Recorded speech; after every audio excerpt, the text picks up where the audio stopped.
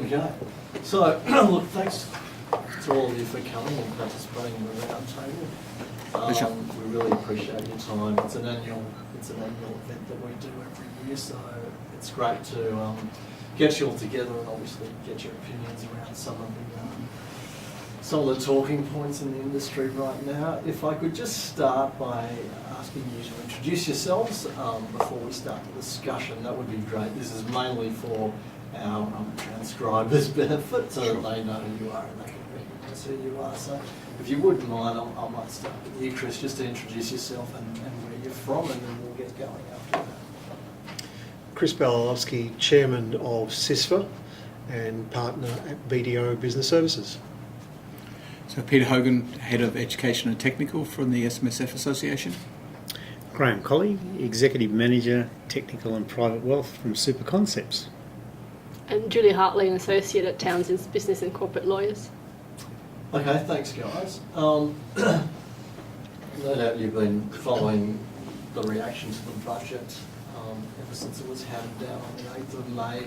And of course one of the big talking points in the industry has been the proposal to have a 3-year audit cycle for supposed clean skin SMSFs with no compliance issues and a good lodgement history. Look, did that take you by surprise, and where exactly did this idea come from? Because it seemed to just come out of the blue. If I could direct the first question to you, Peter, did you have any inkling that something like this would be on the cards? No, we didn't actually, and so the Minister had actually attended a trustee expo that we held in Melbourne the weekend before, and she had announced some of the other measures which were announced on budget night on that earlier event. But the audit cycle or potential change in the audit cycle wasn't something that she raised at the time. It did take us a little bit by surprise in the sense that we certainly, I suppose, as an association, support the idea of making SMSFs efficient to run, cost-effective to run, and so on. And that was our initial response, I suppose. But what also came to light over the course of the next few days, when we all had a chance to think about it, was questioning, given the integral part of the audit in the whole compliance regime and how it all works, and the fact that the ATO does rely very, very heavily upon a robust audit program being undertaken through all SMSFs. There was a question around the integrity of the system and whether that would be in some sort of jeopardy if there was a widespread 3-year cycle. And that's, I think, the important thing probably to focus on, that really the type of funds that would perhaps qualify for this 3-year audit cycle would probably not represent much more than maybe 10% of all the SMSFs out there, possibly a little bit more, but we're not expecting that it would be much wider than that. But nevertheless, we still have to address the integrity issues and so on as well, and we are addressing those both with the Treasurer, the Assistant Treasurer, and with the ATO as the main regulator as well, just to make sure that those settings are right if they do choose to go down and pursue that 3-year cycle for some funds. Chris, did you have any thoughts on Yeah, look, at SMSF, it's unfortunate to say that we received explosive responses on both sides of the argument, and some of them were unthought through, not properly thought through, and irrational. And we feel that there is merit in, and I think what Peter was saying is an evidence-based analysis of what is in the best interest of the sector as a whole, rather than any particular part of it. Sometimes that means that someone doesn't get 100% of their wishes every single time. But if we're talking about integrity of system, and certainly integrity of individual funds, then I think that there is always merit in an audit, a robust audit. And if we can come to some sort of a mechanism that allows some sort of cost efficiencies, time efficiencies, that does mean some sort of a extended cycle, more than a 1-year cycle, we're in support of it.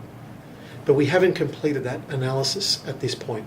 It struck us as a surprise as well. It came out of nowhere, and all sorts of speculation about why it's occurred, but probably leave that for another day. You just mentioned then cost benefits, and that's obviously one of the things that the government has raised as, hopefully, an upside in this proposal. But obviously the pushback has been, well, there probably won't, or what from what we've heard is that there probably won't be very many cost benefits there. So taking that as an example, Graham, would you say that any of the other real benefits are really going to materialise out of something like this? It depends what the 3-year cycle will be. Now, the statement, the Tax Institute conference only recently, was that it be a 3-year audit once every 3 years, so it covers a 3-year period. Now, for some funds that find it difficult to get their act together, or they make a bit of a mess of it in that first year of the 3-year cycle, that's going to be even more harder to audit, because finding some of those records or tracing the history back for up to 3 years can be a pretty hard row for some, particularly for some funds. And I think that needs to be taken into account. That may even increase the cost of audits of some of those funds. And if it's only 10%, as you guys are saying, then is it really going to be a material change in the way in which we see superannuation funds or self-managed funds audited? Chris, you mentioned in your response that some of the immediate reaction was a little bit hysterical. Some of the concerns that we've been hearing about is if we go to a 3-year cycle, how do audit practices manage staffing around that? But do you think that they've jumped the gun a little bit, because that's making an assumption that every single one of the funds that has that 3-year cycle will be on the same 3-year cycle again and again and again? Is that really a realistic argument to make? Look, you're absolutely right. And we don't know the number of funds that would be impacted, but it's certainly not going to be 100%. So it is a little bit of overkill to suggest that there's going to be that sort of impact on staffing. Perhaps more importantly is what sort of processes the auditor will need to have in place, because auditors' experience today is that it can sometimes be difficult to collate all of the relevant information to come to an appropriate opinion each year. That's exacerbated, in my view, by having to go back 3 years and ask individuals, trustees, self-managed super funds, to retrieve material from 3 years ago or earlier. So there could be additional cost in the whole audit process, but complexity for that reason, and impact on an auditor's practice, making things get bogged down and perhaps missing the deadlines. I think it's also worthwhile mentioning too that the costs of audits have come down, particularly as firms specialise in just doing audits, and that's obviously been the people who have been most concerned, I guess, are those where the majority, if not all their business is auditing self-managed super funds, but some of that, there's been quite a material cost, reduction in cost, I think, in the audits through that specialisation, through better data, digital data systems and so on that are now available for self-managed super funds to use and their accountants to use and so on. So I think the process is sorting itself out anyway, as it is, and so those cost savings, I think, are coming through in any event, in our view. Julie, have you looked at this? Do you see any issues with it, problems with it? Have you received any feedback from clients whether or not it's good or bad? Not necessarily at this stage, no, we haven't really. The only thing I would add, from what Peter just said, is with the cost of audit having decreased, I think the last time we looked at it, it was about $700 on average, the cost of an audit, which represents about 0.3% if the fund has a minimum balance of $200,000. So, and that's decreased from, I think it was about $715 previous year. So yeah, the savings will be quite minimal, and considering how funds now have a larger balance, that the cost saving will even be decreased then. Do you think the government's aware when something like this comes out? Do you think the government's aware that there's potentially funds who haven't been picked up, by an auditor's report or anything like that, but they are sailing pretty close to the wind? But they'll still qualify for this, which means that obviously you've got a situation where it's kind of bubbling under the surface. They're not being picked up at the moment, Yeah. but they can potentially get captured into this, more lax audit cycle, if I could put it that way. Yeah. I I think that the appreciate criteria, as I said, of who's going to qualify and who isn't, if they do go ahead with it, is going to be obviously fairly important. And one would think that in funds in that circumstance where perhaps the auditors are saying yes, they're running okay, but they have concerns, perhaps not concerns that have been realised, but just concerns about sort of saying, well, I need to keep a close eye on this fund to make sure it's operating the way it should. Those type of observations by an auditor probably should be part of the criteria. I guess that then determines whether that fund actually qualifies for a longer cycle before it's audited again.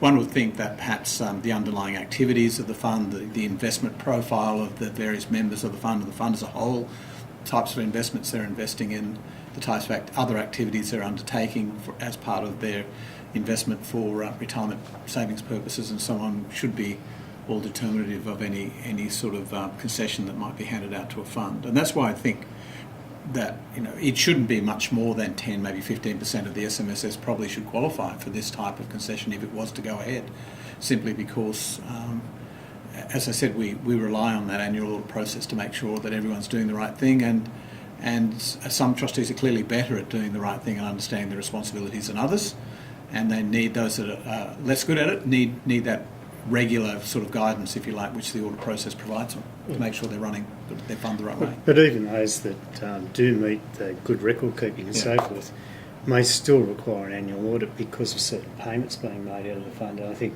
Treasury mentioned death benefit payments. Yeah. So while you've got a squeaky clean fund, you'll go back onto an audit for the year in which particular payments have been made out of that fund. Yeah, well, that's right, true. Yeah. I just wanted to direct a question at you. How much will the integrity of the system be compromised, and for the supposed gains, is it worth? It's unfortunate to say that in my practice, wearing a BDO partner's hat now, I come across too many instances of mistakes having been made. The law is complex. Sometimes advice isn't what it should be, as robust and as accurate as it should be. And things are allowed to get away from the trustees. And before we know it, it's too late. There are genuine attempts to rectify, but we have to go cap in hand to the Commissioner of Taxation and seeking all sorts of cooperation. My view is that a 3-year audit cycle will clearly pose additional risk to the integrity of the system. It'll clearly do that. Notwithstanding the criteria and whatever they may be, and we can be as tight as we can with that, but by its very nature, the fact that these funds are operated by individuals on a day-to-day basis and who have access to the funds on a day-to-day basis means that we have additional risk if we're talking about a 3-year period of essentially no supervision. Julie, I saw you nodding in agreement there, and I know that Townsend's does a lot of stuff in the estate planning area. Would it be your experience that you'd be worried about, well, yeah, people do tend to make a few, not deliberate mistakes, but there are areas that they could get themselves into trouble which could just be blown out of proportion if they weren't picked up over a sort of period? Oh, absolutely, especially with the rise of exotic investments that we've been seeing with the cryptocurrencies and bitcoins and all this happening, which some investments are not even regulated, and people jump aboard and just suddenly go and buy bitcoins, and people think, okay, can a super fund actually do this? And is your trusted allowing you invest that type of investment? And people not necessarily think about all these things. And as everybody's been saying, 3 years is a long time for a breach to go on. And the earlier you catch the breach, the easier it is to rectify it, the cheaper it is to rectify it. And so yeah, we've been saying that so many times. How often do we see a breach of members lending money to a sister or to a spouse just to quickly help them out in that situation and then repaying the money fairly quickly? Well, here they will have 3 years to actually get around to doing this, and I think that definitely will impact the integrity of the system. It's Truly. As a result of the announcement, a new lobby group has been formed, and there's also talk of a new association as well. Are these developments necessary for this measure?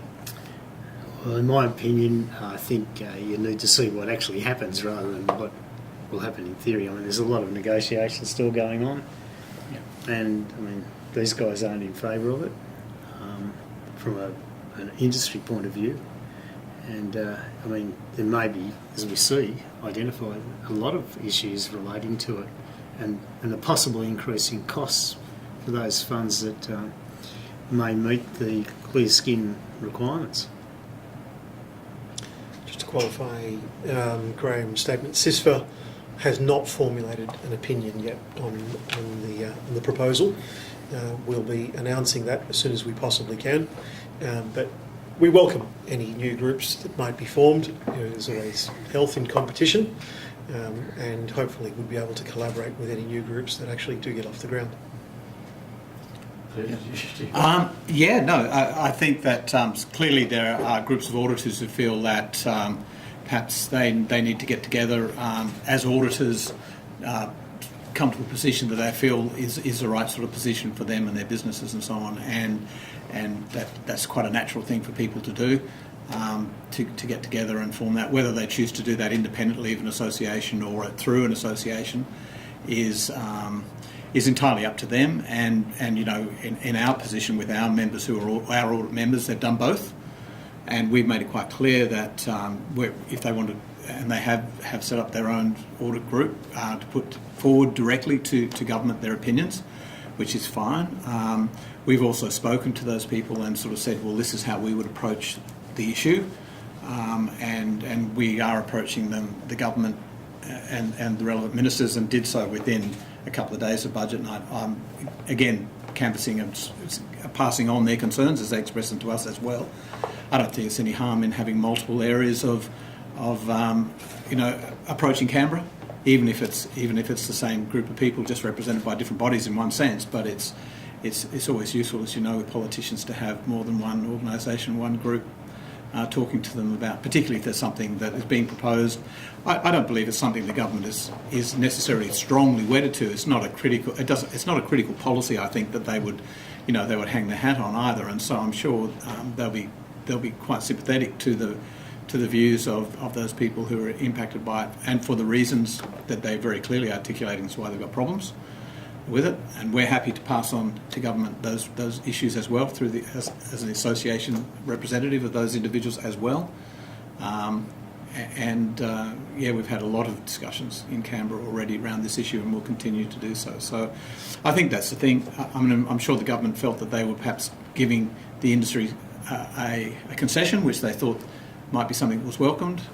I'm not sure whether they've been surprised by the response or not, but as long as their concerns are properly addressed and assessed by government before they go, make a decision which way they're going to go on this, I think is the important thing. And the more people who express that, the better. So we've encouraged our auditors to be as vocal as they like, and we're also, as I said, representing them through our association as well. So you don't think the measure will go through? Oh, I don't know. I mean, well, it depends whether as I said, how strongly the government feels that this is an important platform, or whether it was something they felt that the industry would see as a positive, and perhaps without thinking through exactly all of the peripheral issues that have been raised by people who do this job on a day-to-day basis. And so I think as long as the whole process is properly considered, everyone's views are heard, and an appropriate decision is made on that regard, I think that's the way it needs to go. That's the way the process of government goes, and what a politician will decide in the end is not something for me to predict, because that's not an easy thing to do, one way or the other. But what other parts of the industry think about self-managed funds would seem to influence whether it was a yearly or a 3-yearly audit, because, as you know, many of the larger funds absolutely dislike self-managed funds. Already. And have done for a long time. Yeah, sure. Yeah. Do you think accountants will have to be more diligent in document reading through those 3 years? Do their roles increase? Yeah, this is what the guy wrote an article on it, and I put this sarcastic comment in it that maybe auditors will be far more studious in the way in which they look at funds so they can retain the annual audit. So they might be a bit more diligent in the way in which some audits are carried out. As for the audit accountants, it's really, the accountants are going to be there anyway because you still need to keep books and records for the fund. And you need to lodge your tax returns on a year-by-year basis. It's only the audit that's been done away with for those interim 2 years. So it's mainly on the auditor and the quality of those records being kept by the accountant that's going to be I think even more important with those funds. Indeed. Yeah, that's right.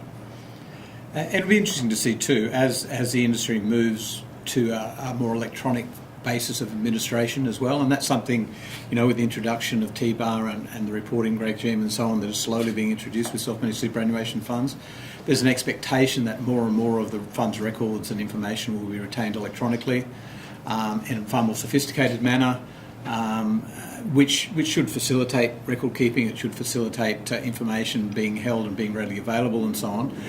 I guess the point is we're not there yet as an industry. I think that's clearly the case. Discussions that we've had with the tax office with the introduction of transfer balance cap transactions and so on has indicated that it's taken a long time to get the APRA-related regulated funds to the point where they are today. Many years. This wasn't a 1 or 2 year exercise with them. It was a 6 to 7 year exercise at least with them to move to a point where they're now reporting on a timely manner and in a way that's all electronic and so on. For whatever reason, self-managed super funds have only just started that journey, and so I'm not expecting to see probably the type of administration system supporting that whole administration process for self-managed super funds being at a level that might even justify a 3-year audit cycle, and one that can be managed appropriately, I think is probably the bottom line. So perhaps it's not such a bad idea, but it's just a little early for the industry as a whole at the moment. But that aside, there is still a whole lot of these other sort of additional issues that I think have been raised that need to be considered also as well before we go forward with it. Yeah, that's... Hypothetically, should this measure go through, who actually makes the call about who qualifies for the new cycle? Is it the government? Is it industry? Is it the ATO? So those finer details you mentioned, who's actually... I think that who was gets to decide Peter's that? point about who knows. Yeah, I presume the final call has to be the ATO, although one would think that they'll be relying on pretty heavily on any comments made by the audits and the audit reports, annual reports that are being made by auditors in relation to a fund, and to sort of be able to identify if while they might be signing off on funds, say that particular year it's been run okay, that nevertheless, as you suggested, there might be some activities which are perhaps getting a little on the higher risk side that perhaps need to be monitored more regularly. I mean, maybe those are the sort of things the auditors may have to, as Graham suggested, change the way they report about their funds to highlight a bit more clearly any concerns they might have that they become relevant to determine whether a fund does click over to a 3-year cycle. Should that happen? Yeah, I wonder whether in the longer term this might lead to accounting standards for self-managed funds. Yeah, something better than what we've got at the moment. Yeah, so you've got a sort of a standardised procedure there to get all the accounts together, and if you're going to go for 3 years cycle, maybe that might make it easy to audit. Compliance standards. Yes. But then you're just replacing one set of regulations with another set of regulations in that circumstance, aren't you? So we're not really perhaps achieving what the government had in mind when they announced it, because you just have to regulate somewhere else, and I think that's quite possibly the point that the auditors are making here. That this is an area that does need to be regulated carefully, and that's the point.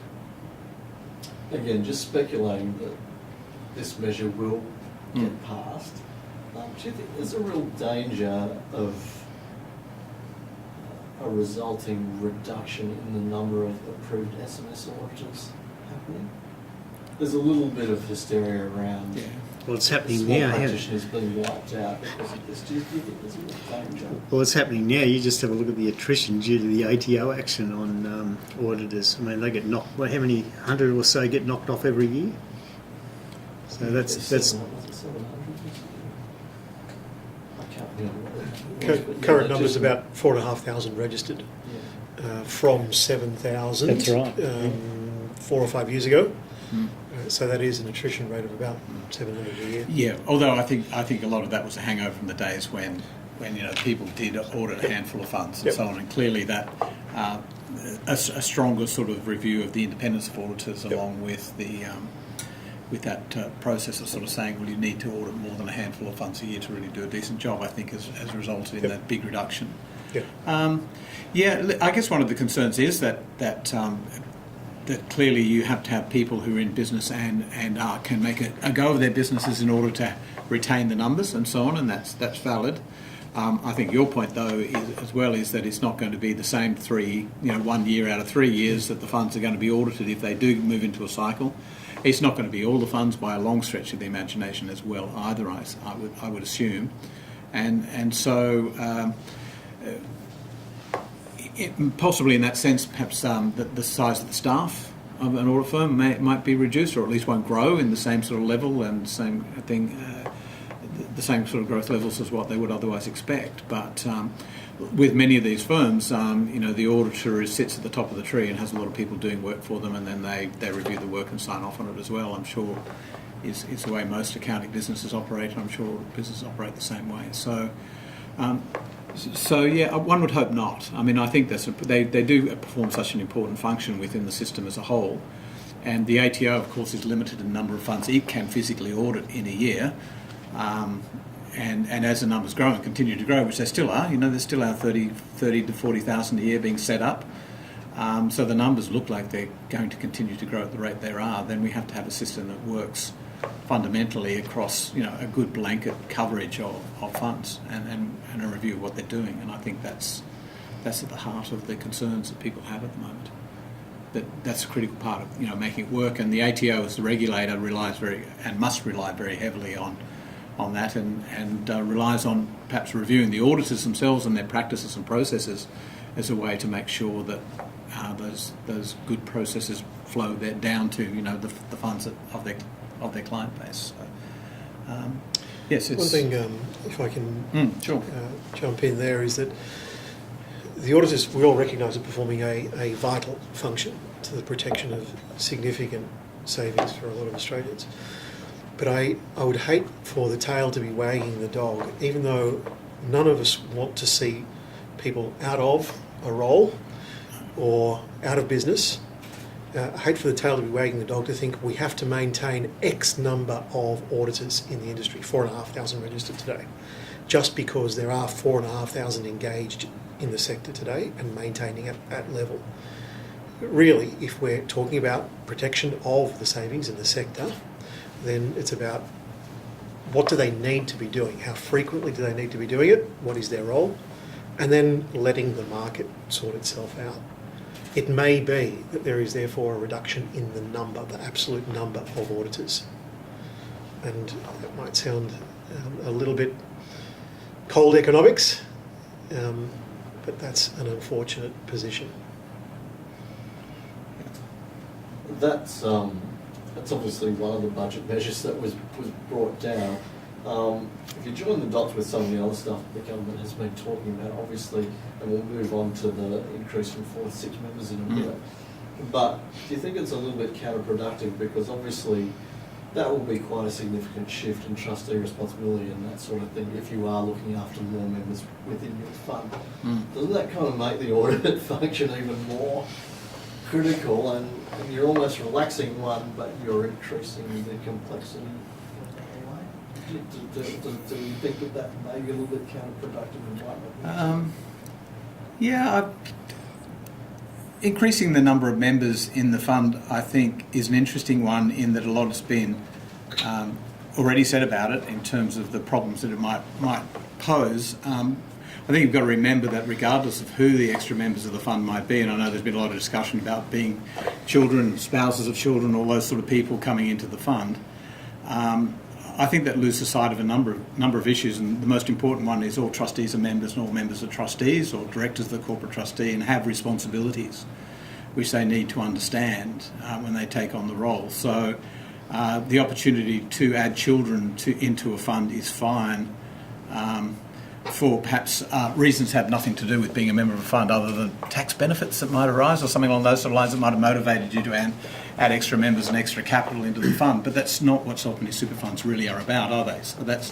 And I think that's the message that really needs to get across, that whatever the reason why the government thought now was the right time to increase from 4 to 6 members, because we've had 4 members since 1994, probably effectively earlier than that, but officially since 1994 when SIS came in. So, and this is the first time we've had that increase or been able to argue successfully for an increase in members. So, I think you shouldn't lose sight of that this is not a risk-free, obligation-free, let's just jump in here. Of course, it's nice and convenient for mum and dad or something for us to be a member of this fund as well, for things that have got nothing to do with why you should be a member of a self-managed super fund in the first place. So, and that's not been discussed a lot in the articles in the press around whether this is a good idea or not. It may also be reflected in the fact, and I think Graham made this point in a good article that he wrote on it, that the typical number of SMSFs still, even pre-94 when they were around in other guises, still 2. It's a couple. Is a standard number of people, and very few funds have more than 2. The vast majority have either 2 or 1, and the 1 is often the case that they started off with 2 and ended up with 1, because the inevitable happened, and life moves on. Maybe, I don't know whether it doesn't move on. Yeah, or doesn't move. Life doesn't move on. Yeah, that's probably the right way of saying it.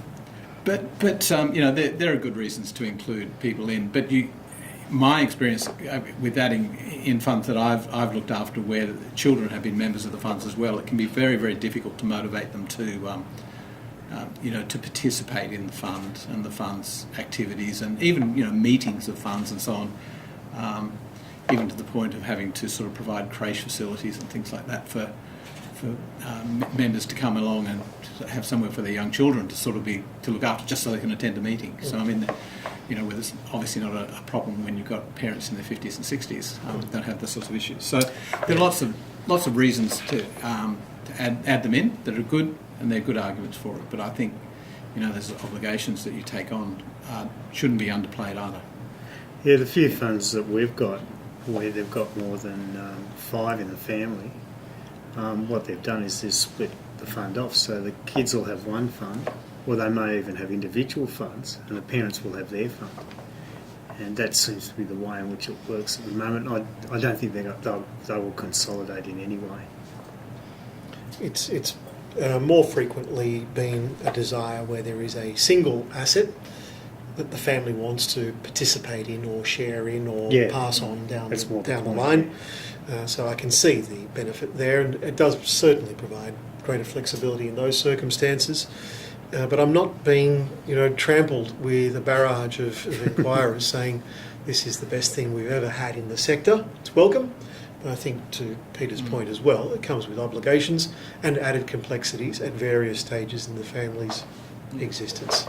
Yeah, one of the interesting things, again, that's not been discussed much is that we still have member investment choice alive and well in self-managed superannuation funds. So the idea that the kids can come in and tell mum and dad they've got to invest in some high-risk, highly geared, triple geared, sort of speculative sort of investment out of some part of the world that no one would invest in, it doesn't happen. It makes the administration of the fund more complex if mum and dad want to invest their money differently to the kids, because you've now got different investment pools operating. But the idea that the kids can tell mum and dad how to invest their money is something that's not based upon the way the legislation operates when it comes to self-managed super funds. Unlike the larger funds, where obviously you have categories that you can invest in, but the legislation clearly says that that's only the level that a member of an APRA-related fund can go to in terms of investment choice, whereas self-managed super funds don't have that limitation. So again, I think it's wrong to assume that, as I said, kids are going to come in and poor old mum and dad are going to lose their money overnight because the kids are going to want to invest in stuff that's not appropriate for them in their risk profiles. But having said that, it does make it more complex to administer the fund. What about you? I mean, you're getting them knocking on the door? With the six member thing?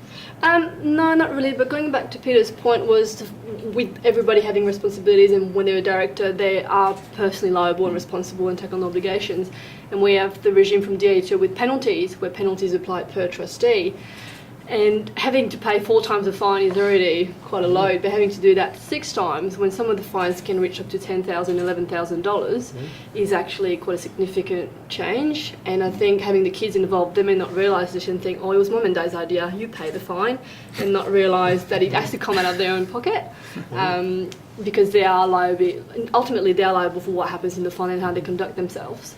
And there's also the fact with, hopefully that coupled with the fact that having more people involved in the fund, the risk of changing membership and trustees will increase, which hopefully will drive up the need of people setting up a corporate trustee, which we all know makes life a lot easier and makes a lot more sense. Because it's a lot easier to change directors than having to change individual trustees and then recording titles accordingly and all that sort of thing. Well, in some cases you're bound to have a corporate trustee because the state law is restricting it to 4 individuals. And New South Wales is a good example of that.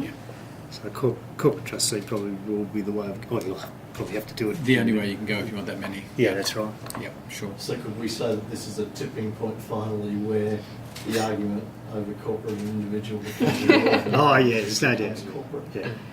Yeah, I hope so, but from what we see, clients don't think in the long term. They think about the costs up front, and even then, maybe that might be the tipping point going from 4 to 6, but from what we hear, clients still think, no, I don't want to spend $500-600 now to set up a company. And so, yeah. They obviously then don't appreciate that if anything changes within the fund, at the back end, it's probably going to cost them more. Oh yeah, Yeah, definitely. more than that to actually change, to respond to that change. Yeah, that's exactly right. Yeah. Just having the kids around, you have the spouses then coming in, increases the risk of the spouse coming in, and there's a lot more shifts, a lot more movement that's likely to happen that people don't necessarily think about when they first set up the fund. And just as Peter said, they should think about the benefits of saving from a tax point of view, but not all the practical implications that come with it. Indeed. Obviously, all of you have spoken about family members being in the fund. And I know that there's practitioners out there who encourage SMSFs being family super funds rather than looking at it as a structure for maybe just the parents or whatever. Do you think that this will actually encourage more family structured SMSFs?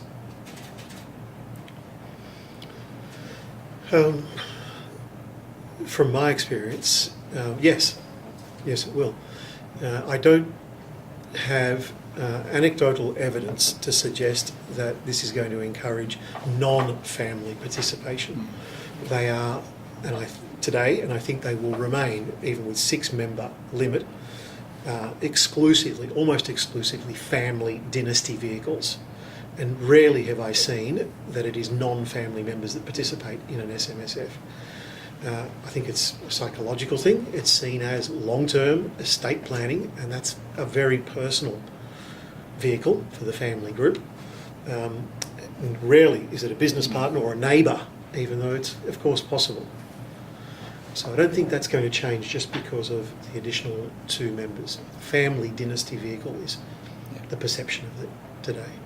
Yeah, I think that's right. I mean, to the extent to which there is a family business of some description being undertaken and there's multiple generations working in that family business, then it's logical that you would use a single fund rather than have multiple costs and so on.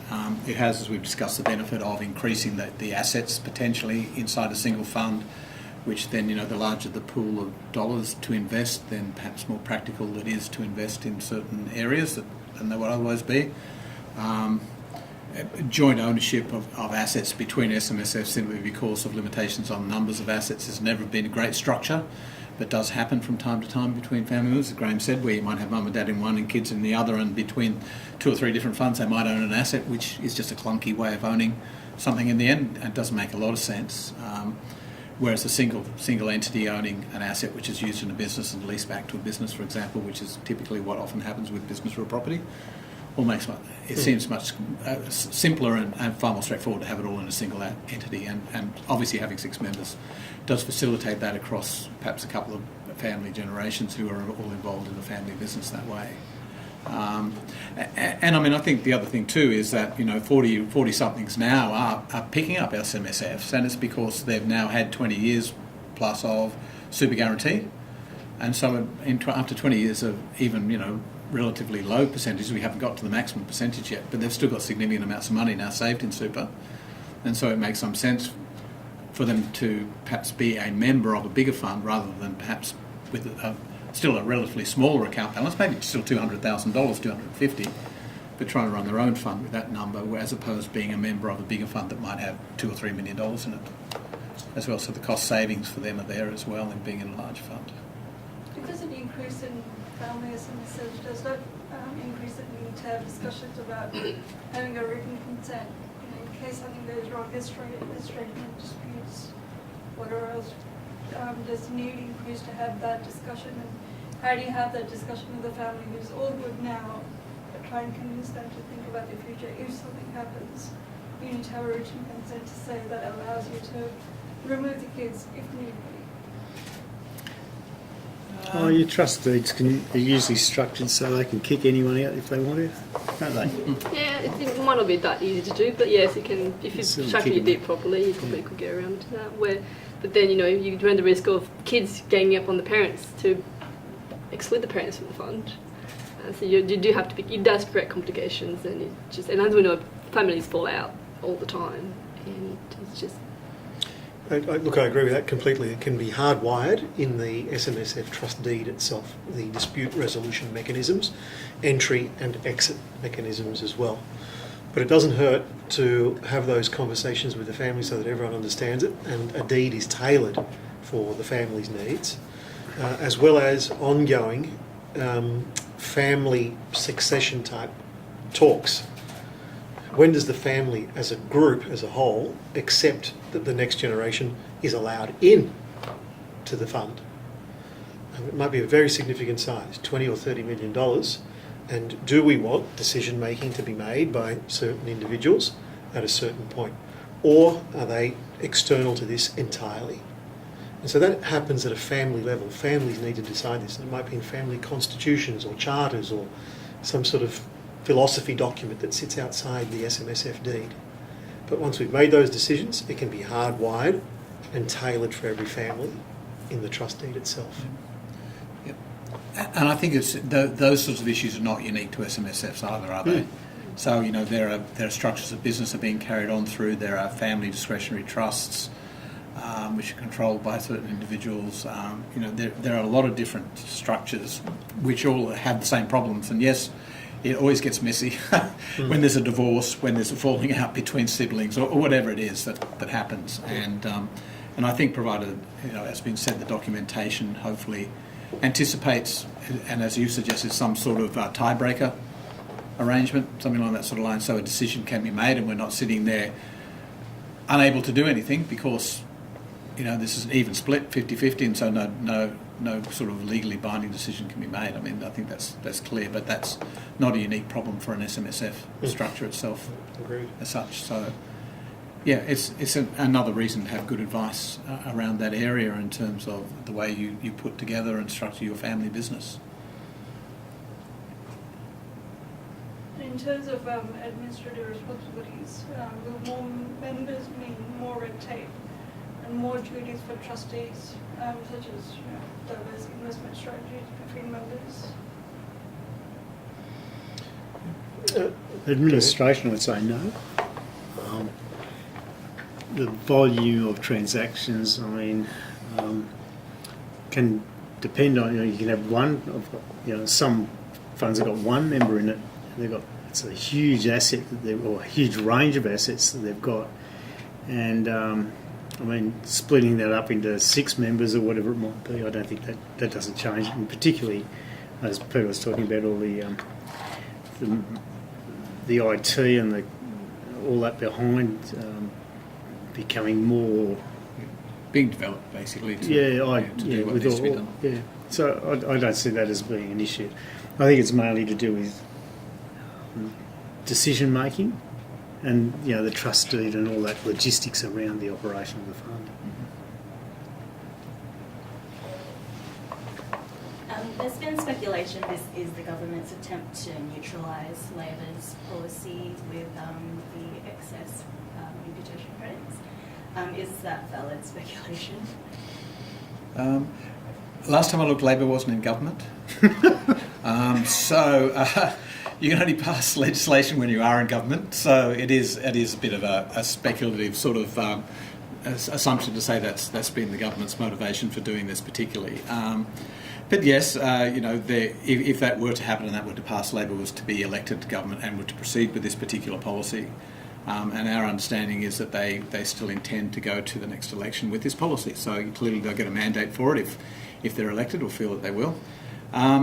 So anything that would necessarily increase the accumulation side of the ledger, and therefore the tax liability of the fund, will clearly, in a situation where only an excess is not refunded, means that the more you can use of the franking credits, then the more benefit they are clearly to the fund.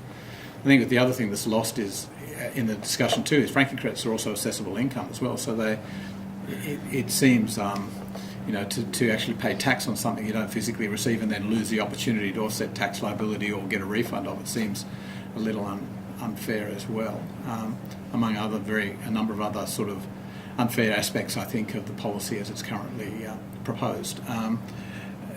And I think we're on record as calling out that we don't think this is good policy, regardless of who's put it forward. I mean, that's the point that needs to be made, I think. It's not the issue as to who's done it, it's just that we don't think the policy works all that well. Notwithstanding it represents the system as it was first introduced.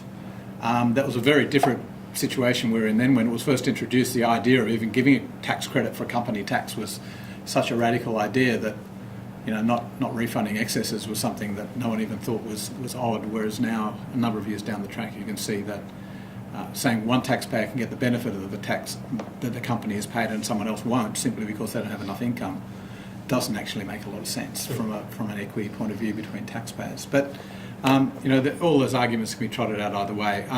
But yes, they're clearly having more members. Presumably, the assumption being that those members won't be pensioners, they'll be members in accumulation phase, therefore generating income, which can offset and make good use of any franking credits that are used inside the fund. I think the other comments that have been made is that it will impact the way trustees mix up their investments. Anyway, they'll respond. Self-managed super fund trustees are a bunch that, if they don't like something, they respond to it, usually. And so we may well see that if it does come through, that there'll be other responses that they make in terms of the investment choices that they make, and the way they structure their funds and so on, which will respond to that as equally as increasing the number of members of the fund and adding more accumulation members as well. Yeah. Christine, if I can just clarify your question, when you said that it might be speculation, it might be an attempt to neutralise the proposal for the imputation credits regime, I think you might have meant that it is a foil to that strategy and an SMSF-friendly policy to say, those guys don't really like SMSFs, we do. We're offering 6 members and we're offering a 3-year audit cycle. Even though it may actually impact, those measures may actually impact on any measure that actually does become law to amend the imputation credits regime. So some cynics have suggested exactly what you've said, is that it came out of the blue, the 2 measures. There wasn't any consultation really, and it was quite a surprise, both of them.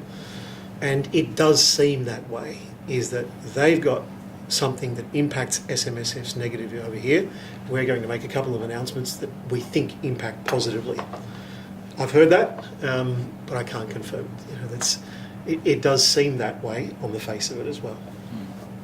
Although increasing the number of SMSF members is something the industry has asked for on a regular basis for a long time, whereas the audit cycle, for example, is not something that has particularly been requested by the industry as such. So, but yeah. Yep.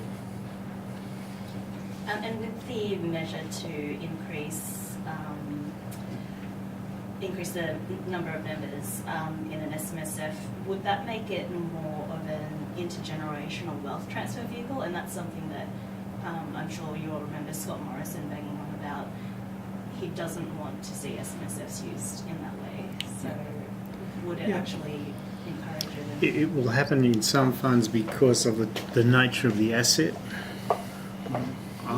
It doesn't matter. Remember too that we're not necessarily transferring wealth between generations because that's not possible. Essentially, your money is your money. When you die, you can only pay to certain people. You're going to be paid to certain people. It has to come out of the system in many instances now with the new regime we've got. It can't just be left in the fund and reallocated around. The ATO put out an interesting SMSF bulletin on use of reserves the other day, which makes it pretty clear that reserving strategies inside self-managed super funds have a very limited use in their view in the world, which I do tend to agree with. And so it's perhaps maintenance of a particular asset in a structure which sees members come and go from the self-managed super fund and the asset remains an asset of that fund, but of course that still has to be supported by the members moving their own retirement savings into the fund in sufficient size to actually be able to retain that asset inside the fund, because in the end if you can't, then your only choice is to sell that asset out, because ultimately members die and you have to pay out death benefits and so on in some shape or form to the dependents of those members. But And you'd think there was some restriction now because of the caps. I think that'll slow things down. yeah, in terms of taking money out and then putting it back in again, absolutely, Oh, yeah. yes, yeah, indeed, and that does make owning those larger assets as a total percentage of fund assets far more problematic for self-managed super funds. Again, which is not such a bad thing, to be honest with you. But nevertheless, it does make it more difficult where larger contributions could have been made to offset, provide cash flow to pay out death benefits and fund death benefits. That's been restricted, so you're really looking to bring new members into the fund in order to provide that cash flow to be able to support the obligations of the trustees while retaining those bigger assets inside the self-managed super fund at the same time. And it's not unusual, I think these days anecdotally, my observations are particularly primary production land and things like that. That seems to be an area where some families have chosen to move the family farm into the self-managed super fund to be able to pass the asset from generation to generation. But it still, as I said, it still requires someone to be putting extra money into the fund as members leave, to be replacing those account balances in there to be able to support those assets and retain those assets inside the fund. So it's not quite the same as the days when we used to sort of forfeit benefits and pass them on to someone else and try and move someone's account balance from one member to another member by sleight of hand or something along those, or whatever people suggested was going on. That sort of thing clearly can't happen. And so it's not that transfer of wealth from one generation to the next in the same sort of way that I think Scott Morrison was talking about that's happening here.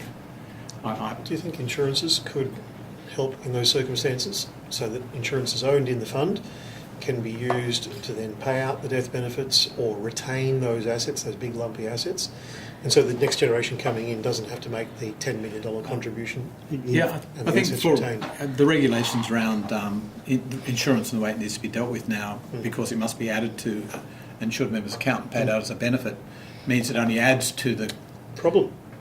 in that sense if it's owned inside the fund. Yep. One of the ways certainly of getting around that was to own something outside superannuation and then make contributions to the fund, but of course now the contributions are limited. So, Yep. so again, even the insurance as a solution has been reduced in terms of its effectiveness as well, I think. But Yep. yeah, they're the sort of strategies that people are still looking at. And of course now, I mean, one insurance was used to fund an income stream until the money ran out, and then people would just roll whatever was left of their entitlement back to accumulation phase and sit there.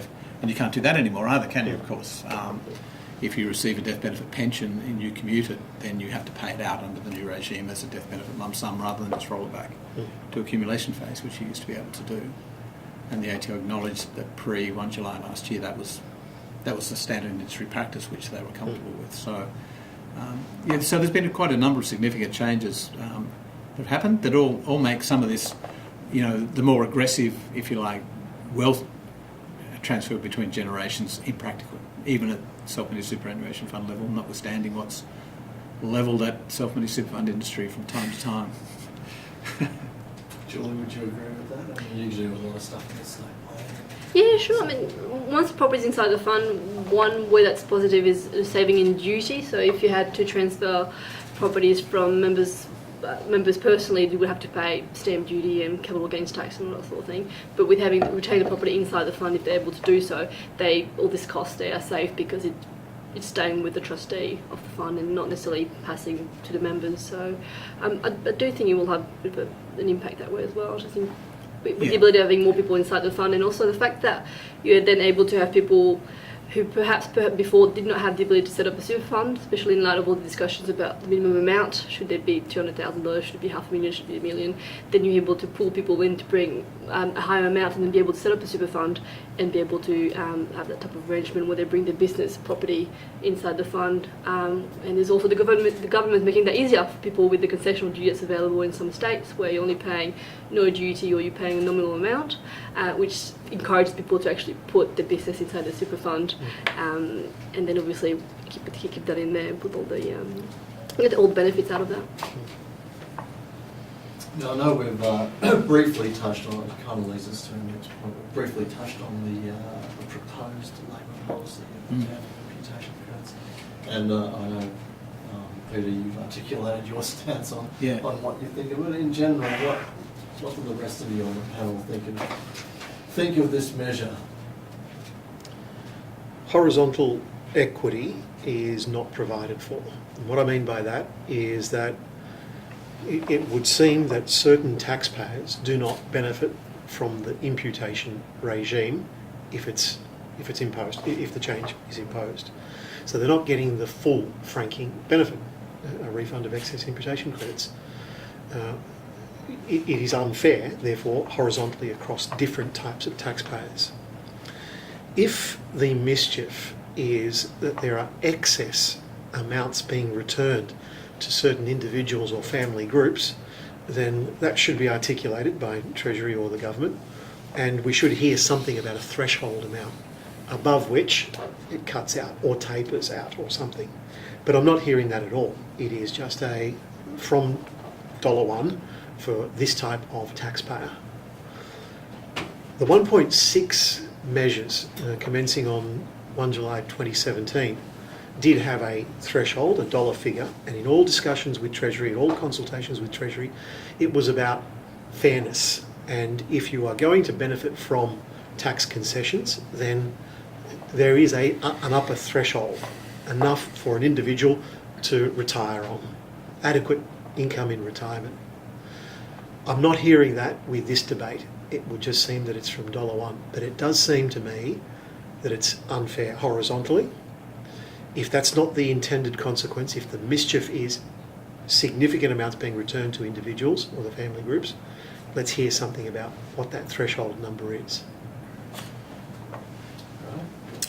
Well, I think we've said our piece that with higher wealth individuals who I think it was directed at, and Chris talked about large refunds of franking credits, the way in which they'll structure their fund is to absorb any franking credits, and they've been forced to do that. They've been forced to move their pension assets over to accumulation phase, and they'll structure their assets. They might go for overseas assets and maybe some non-franked assets which provide higher rates of return.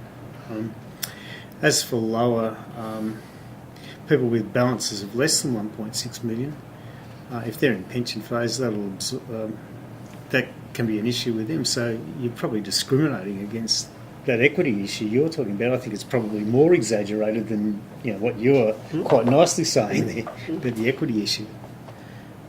Yeah. Julie? Look, I haven't really been involved with all of this, and I haven't heard much. All I've heard is a lot of clients being not happy because they look at losing about $30,000-$40,000 a year, but that's really the most that I've heard of.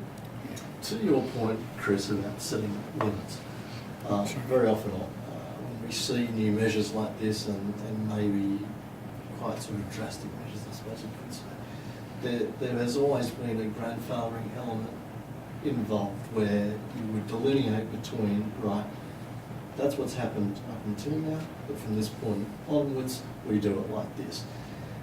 Would a grandfathering measure, which I have not heard being discussed yet, would that make it more palatable and more equitable? Simply, yes. Yeah, it would. It provides a transition, restructuring of assets, recalibrating strategies. It certainly would. But ultimately the result is the same, right? We still get to horizontal inequity. You just get there over a longer period. So it would be welcome, better than a drop-dead date, but ultimately the result is the same. Yeah, and in many aspects as well. So not only perhaps shares that are currently owned on a particular date might be grandfathered for as long as they're held, but the further carve out that the Labor Party proposed around people on age pension entitlements adult but of a particular date in March 2018, being if you happen to be on the pension prior to that date, you were exempted from it. If you weren't, then you weren't, regardless of when you went on the pension. So there'll be a number of opportunities to grandfather different provisions in, to make it a more appropriate introduction over a much longer period of time of that type of measure. Should ultimately the government decide that that's the government of the day decides that's the measure they want to put forward and introduce. So it's not necessarily even just around the share ownership and access to franking credits. It may also be the other areas of concession that they apply. Although it does seem counterproductive to encourage people to save money and then spend it quickly so they can get down below and get $1 worth of age pension to end up better off than if they didn't do it. It does, it does sound a little counterintuitive, really.